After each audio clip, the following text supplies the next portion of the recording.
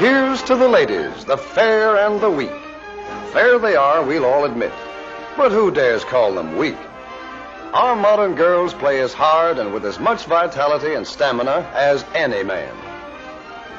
How do they do it?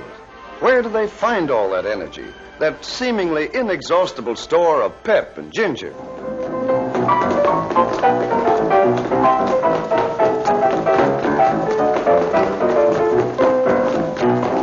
What is that whipcord resilience that lets the weaker sex play half the night, then bob up clear-eyed, ready for the next morning's work?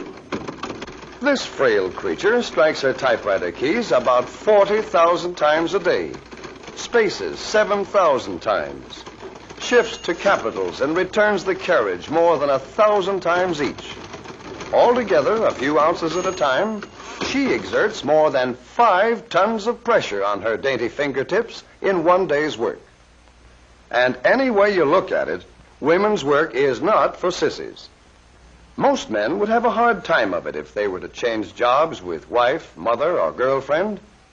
The homemaker walks miles every day, from sink to icebox, from cupboard to stove, and from kitchen to dining table. Let's use some very special photography to compress the whole job of preparing a meal into a few seconds of time, to see how many steps it really takes to get dinner on the table. Remember, this is a hurry-up picture of just one meal out of more than 1,000. Is that what you'd call a blitz meal? Even an efficiency expert would be staggered by the amount of chasing around and indoor road work that the little woman takes as a matter of course. There's the stair-climbing event, for example, usually accomplished full tilt and with an armload of brooms, mops, blankets, and sundry household paraphernalia. Here's another hurry-up picture of the clinging vine whizzing through a day's program that would leave the average mountaineer gasping for breath. Each trip upstairs is the equivalent of lifting her own weight 12 feet. And at the rate of 20 trips a day, that's lifting about 12 tons of weight. Who said weaker sex?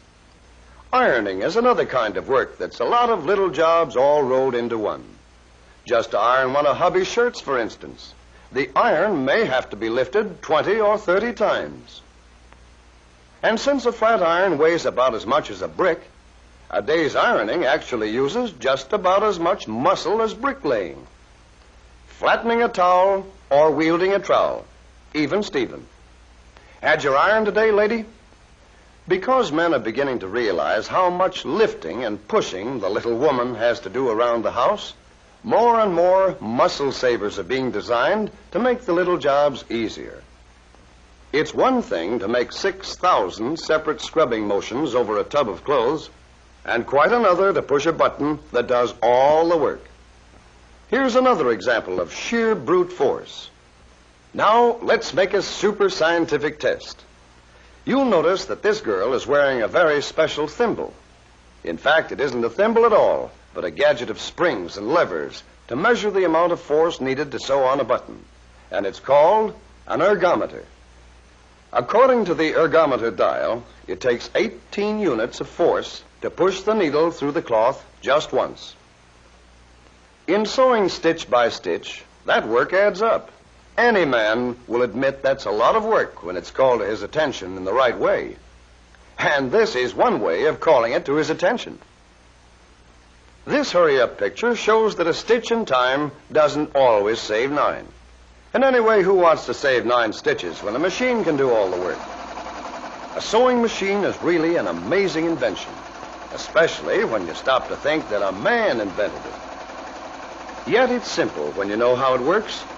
We'll slow this one down so that for the first time on a theater screen, we can all see exactly what goes on inside a sewing machine. Well, there's the needle with a little loop of thread running through the eye. That's the eye right there close to the point. The needle carries the thread down through the cloth.